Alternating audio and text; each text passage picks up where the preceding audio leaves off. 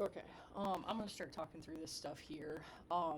So like I said, or like you guys were saying before, I think you guys have had some experience with the SOHCAHTOA stuff before. So that's always gonna work for our ratios of right triangles. So this SOHCAHTOA only works for right triangles. We'll do like law of cosines and law of sines, and we have other types of triangles, which I think is also in the Algebra 2 book that you might have hit on before as well. But we'll re-go through all that stuff. So like I said, it only works for right triangles. So in a right triangle, important things to know: hypotenuse is always the one opposite the 90, and that's always our longest side. And then depending on what angle they give you there, so like our theta in this case is right here, that determines the opposite and the adjacent sides. So for like sine, it's the so part because its sine is equal to our opposite over our hypotenuse. Opposite is always the side that's not touching the angle that they give us, and then hypotenuse is always the side opposite 90. The one for cosine is the cos, so it is the adjacent one over the hypotenuse. So adjacent side is always the one touching the angle they give us, and then hypotenuse is always that one opposite the 90. And then for tangent, it's the TOA part, so you don't use the hypotenuse at all. You just do the opposite side over the adjacent side, just like it was opposite and adjacent before. Now, what I don't know is, did you guys actually learn where those came from? Like why you use those, or... No? Okay, that's what I was kind of wondering. Don't feel like you need to write this down. I'm just going to kind of talk through this here. But in the book, it gives like a whole proof out of where this like SOHCAHTOA stuff comes from. So how this works, and again, you don't have to write this. I'll scan the notes later if you really want to write it. But if we think about our unit circle, on our unit circle, when we have our ordered pairs, the cosine is our x, and the sine is our y, right? So if this was a little triangle here, we know our hypotenuse on a unit circle is always 1, right? Because it's like the radius.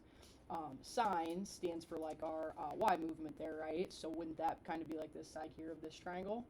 Now, if I take any right triangle and expand it out here, kind of line it up with my unit circle one, you're still going to have the same thing. So like our hypotenuse is here, our opposite side is here. So where this comes from, so these are similar triangles. Do you guys know what similar triangles are? So like the ratios of the sides are similar to each other. So like it's like if you did like a size change on it. So like if we had this triangle, we made it so much bigger, like the sides and stuff would still kind of match up to be the same or similar to each other. So because that's all a ratio, on our original one on the unit circle, if we were talking about something with the sine and comparing that to the hypotenuse, it would be like sine over 1. Well, here, if we're comparing it, the sine would always represent our opposite side, opposite the theta. So that's where the opposite comes into play. And then the 1, matching with the hypotenuse there, is that. So then that's why it's opposite over hypotenuse.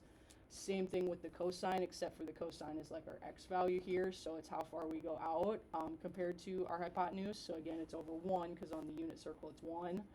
But then it's our adjacent side in that case. Because it's the one next to that angle, so that's why it's adjacent over hypotenuse. The full proof's there in the book. I don't think you really need to know that, but just in general, if you were wondering why we use those. And then tangent, we know from last chapter, is always our sine divided by our cosine. So if you did opposite over hypotenuse divided by adjacent over hypotenuse, basically the hypotenuses cancel out, and it would be opposite over adjacent. So that's kind of where that stuff comes from. Like I said, I don't know that you really need that for any pressing things, but that's the reason we use those. Okay, just jot this calculator thing down quick, and then we'll do those 2 examples there.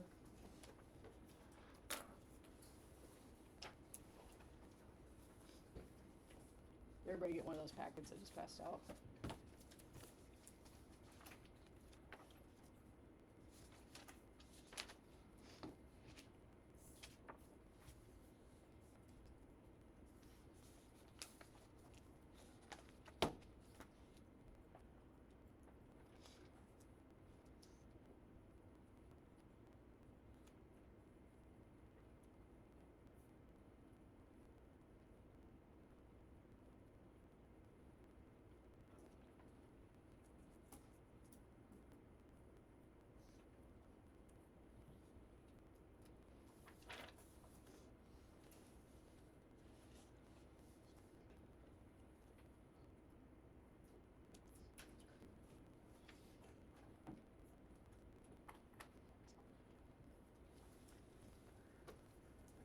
So that's just a reminder there, just to make sure your calculator's on the correct setting. So with these, so far, it seems like most of them have been in degrees. Every once in a while, it seems like they'll throw a radian thing in there, just to, I guess, mess with you. But so far, I've got about halfway through the chapter. It seems like it's mostly degree stuff. So I'm just going to switch the mode on my calculator to degrees. So mode, and then I guess I was already in degrees, so good there. And then we'll do our step out. So jump into our packet then. First one here says in triangle DEF, D is a right angle.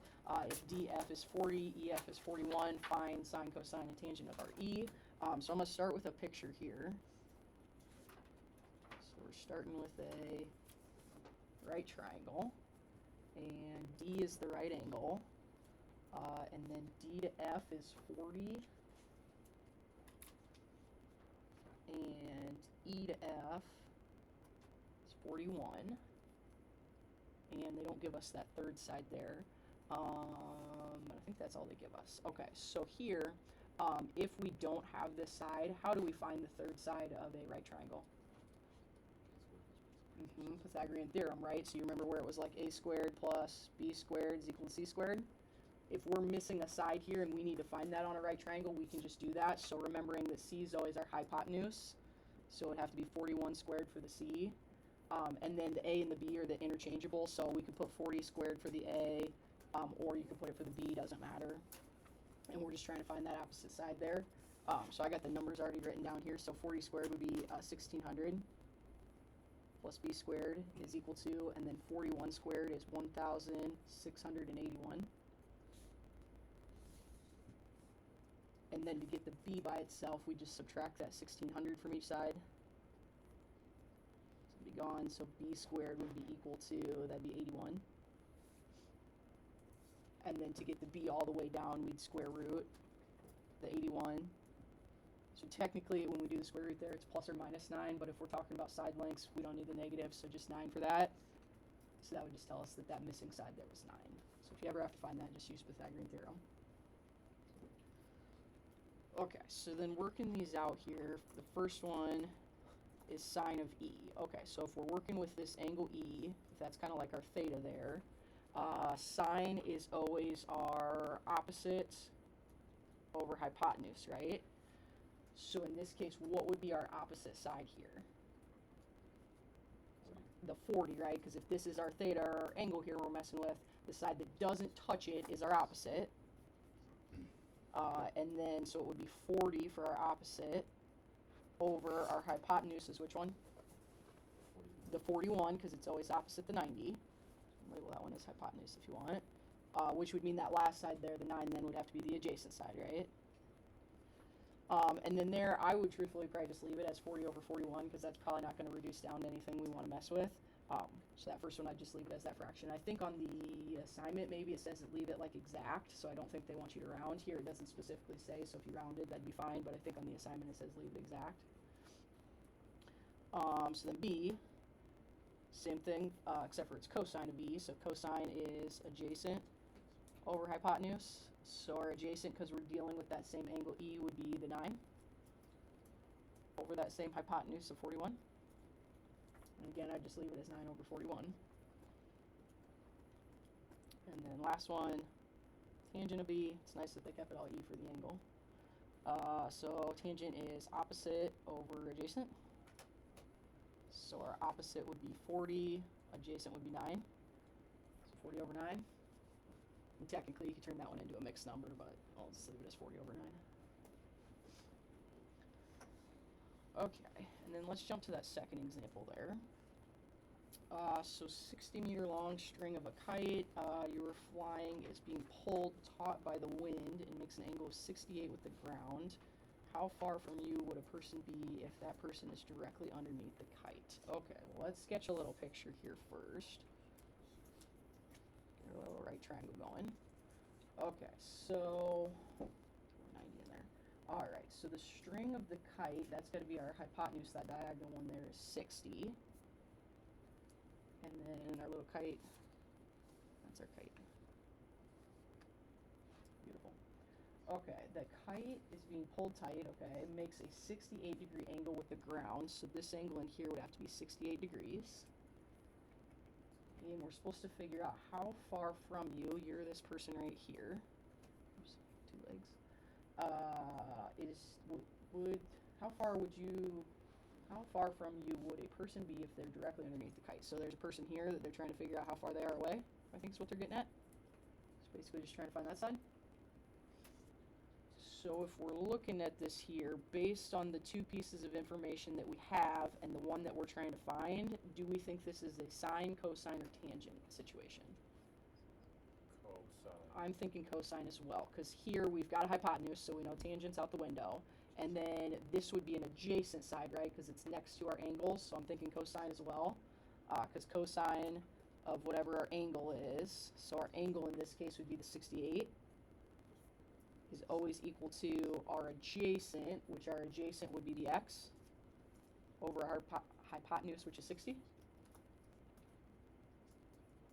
And then if we're solving for x there, to get rid of divide by 60, we'll just multiply by 60, right? So then it would just be like 60 times our cosine of 68 is equal to x. And that 68 is in degrees, right? So as long as our calculator's in degrees, we could just type it straight into the calculator. So we could go like 60 cosine 68 should give us our number. And I would wait as long as possible to do your approximating. So I'd wait till the very end there and just, instead of like figuring out cosine of 68, doing that as a decimal and then taking it times 60, I'd just do it all at once so you're only rounding once. So our x would be approximately equal to 22.48-ish, something like that.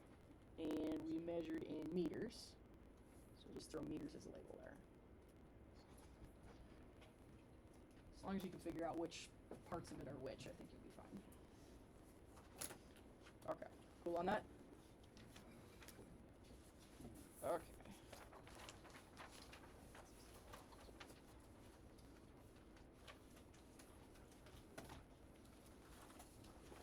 Let's get the first thing here, and then I'll drop to that next thing.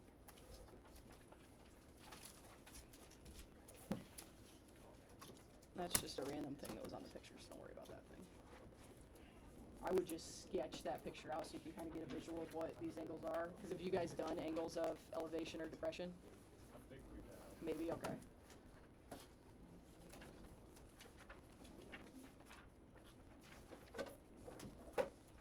It's basically just for story problems if they start asking about elevation and depression and whatever.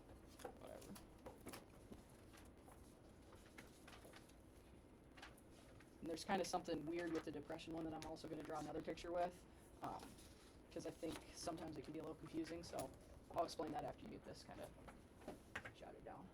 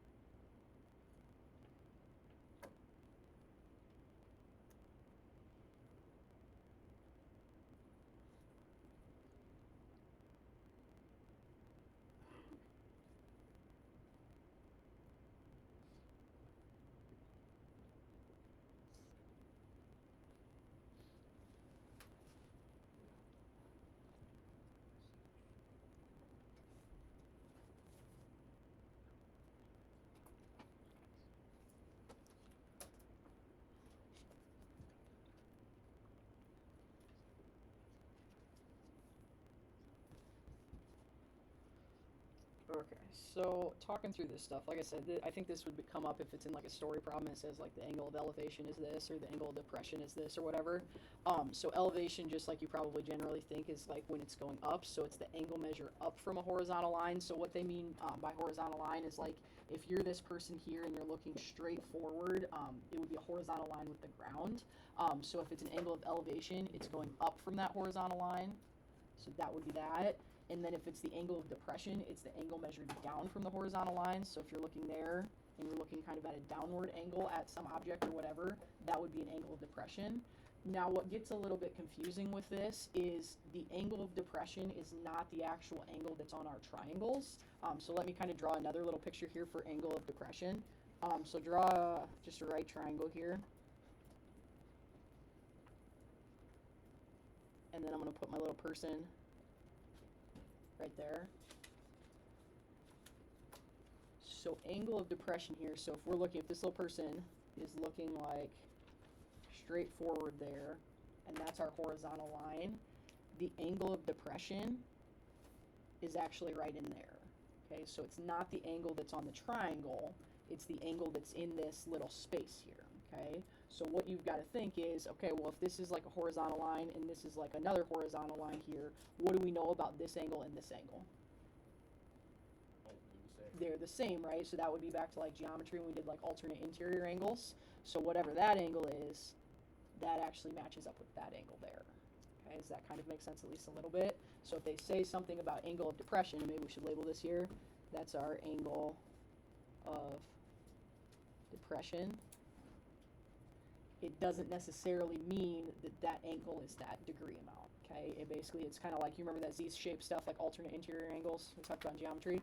That applies to that. So whatever that angle is, that one there's the same thing. And our 90's in there, and yeah. So if you see something like that, I think there might be, I don't know. In one of the lessons I did recently, there was something with this, so that'd be important to know. Okay. Now this next stuff here, I'm not 100% sure if this is super important or not. I'm going to have you write it down just in case it does come up later on. I haven't seen anything. It's basically how you would convert if they give you stuff in like latitude and longitude, how you convert it into numbers you can actually work with. So I'm going to have you write it down. Nothing has come up yet that I've seen with this, but it was in Mr. Kasich's notes, so I feel like it must be relevant at some point. So like I said, I'm going to have you write it down and we'll walk through what it is. We're not necessarily going to use it today, but just in case it does come up, we at least know what it is.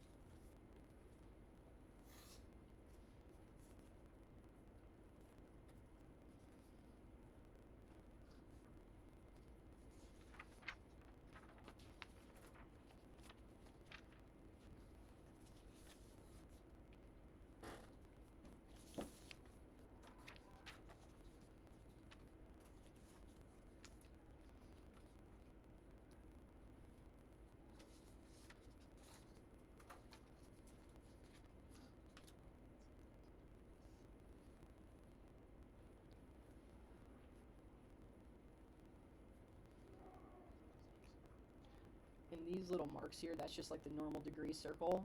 For minutes, they use like one little tick mark, and then for seconds, they use like two little tick marks. It's just like the symbols that they use. I was kind of reading up on it, and then I didn't care that much, so I stopped reading about it. So I'm not big on using longitude and latitude.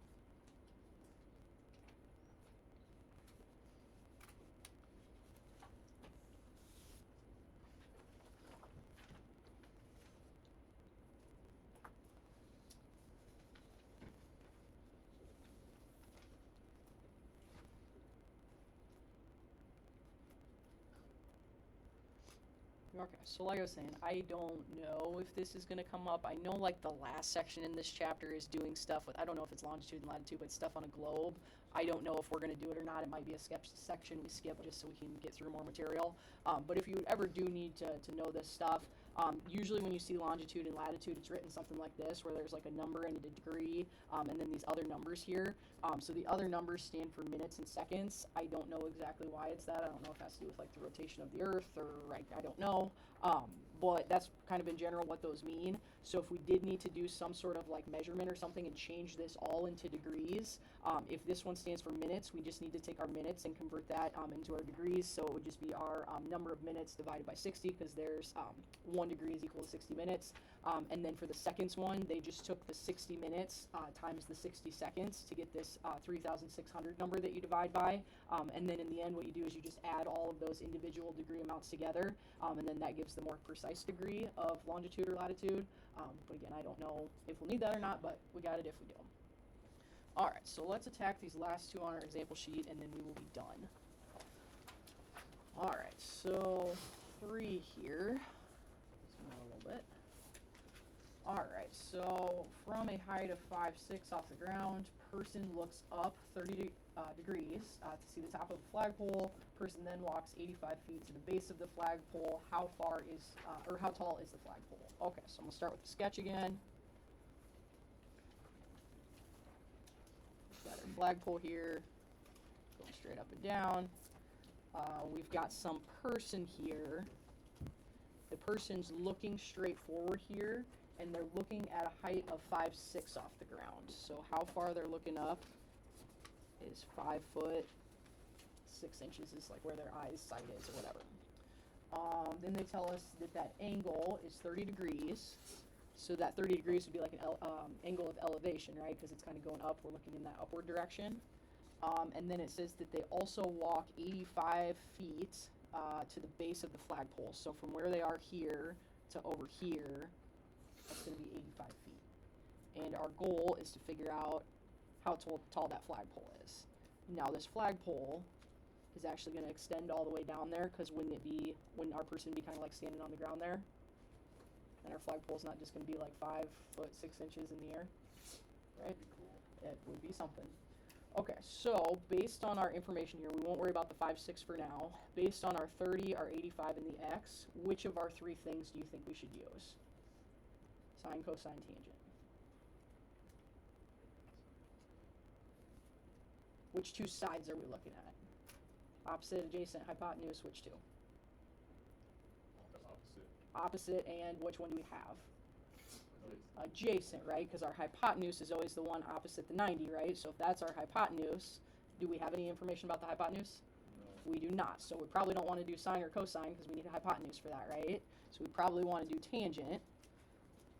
So tangent is always opposite over adjacent. So our angle for tangent is 30. So 30 degrees is equal to, in this case, our opposite would be the x, and the adjacent would be the 85, right? Because it's next to the 30. So if we go opposite, so our opposite is the x, over our adjacent is 85. And then similar solving to that other one, to get rid of divide by 85, multiply by 85 on each side. And again, I would just leave it as tangent of 30 degrees times 85, and type that all in at once into my calculator. So I would go, and again, you want to make sure you're in degrees, because our angle there is in degrees. So 85 tangent 30, which is, makes our x approximately 49.07-ish, and we're measuring in feet. Now if that's our x value, what else do we need for the height of the flagpole? The 5'6", right? So we need this 5'6" here to finish off that flagpole, right? Because it's also, 5'6" over there as well. So 5'6", what's 6 inches as a decimal in feet? 0.5, right? Because isn't 6 inches half of a foot? So it'd be like the same as 5.5 feet. We just add those together. So that would be 54.57 feet. to the head of that flagpole. Okay. One more here and then I'll leave you alone. Alright, roof of a house is slanted at an angle of 28 degrees to the horizontal. If the roof ends at a side of the house 22 feet above the ground, how long would the extension of the roof be if the roof were extended to the ground? Okay, so I'm going to sketch out a little house here.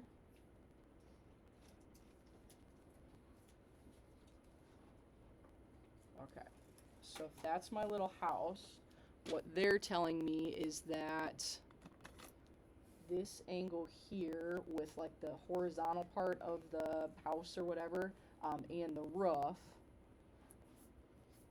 is 28 degrees, and they want us to figure out how long it's going to be if we extend that roof out all the way to the ground. So our goal is to figure out how long that is. So I'm just going to turn this into a little right triangle here. And with these, we always assume that when we have a building or a flagpole or something like that, that it's sitting at a 90 degrees, because when you build something, it should be at a 90. Realistically, when people build stuff, is it always at a 90? No, but we're always going to go under the assumption that they did it correctly and it's at a 90, so we're just going to assume that that's 90 in there. And then they also tell us that from the end of the roof to the ground is 22 feet. Okay. So here what we need to know is we have to think along the lines of kind of like that geometry thing we were talking about before in like parallel lines. So like if I've got this roof here and I extend that horizontal line out there and horizontal line out there, and I think of that as like my transversal. You guys remember transversals and parallel lines? If this angle is 28, what's this angle to the ground have to be? 28 as well, right? So that's those would actually be, what are those called? Corresponding angles. So that would be 28. Now we've got our two pieces of information to help us find our missing piece, right? So if we're trying to find our information here, we got that angle, that side, and that side. We're trying to find, what are you thinking? Sine, cosine, tangent. I'm thinking sine as well, because this would be opposite, right? The x would be our hypotenuse, and we don't care about the adjacent side there, so I'm thinking sine as well. So sine of our angle there is 28 is equal to, this time we have the opposite side, so it would be 22 over our hypotenuse. And I just throw x in there for the letter. You can use whatever you want. I don't even know what you're supposed to use, but I use x. And then this one's a little different because our x is on the bottom. So what we have to do to solve here is we actually have to get that x off the bottom. So we're going to take everything times x to get it off the bottom there. So it's going to be x times sine of 28, throw the degrees on there, is equal to 22 then. And then to get the x by itself, then you're going to want to divide by sine of 28 degrees on each side. And again, I don't do any calculating out until the end or until I'm getting close to the end. Because then if I divide by that sine of 28 on each side, those are going to be gone. And I'll be left with x is equal to 22 over sine of 28 degrees. Then that's when I type it into my calculator. So I would go 22 divided by sine of 28. And it should do order of operations automatically here for you. So that comes out for me to be like 46.86. We measured in feet. So if you can get a picture of it, figure out which one's your sine, cosine, or which one's your opposite, adjacent, and hypotenuse, I think you'll be all right. Okay. So that's it for that.